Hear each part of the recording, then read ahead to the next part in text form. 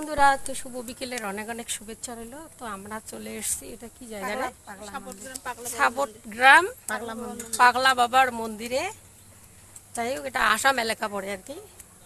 তা মন্দিরটা খুব সুন্দর, দেখতেও খুব সুন্দর।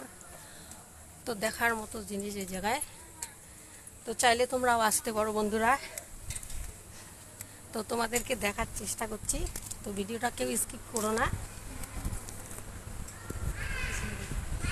এই যে এটা সম্পূর্ণ মন্দিরের জায়গা। এই যে এই দেখো,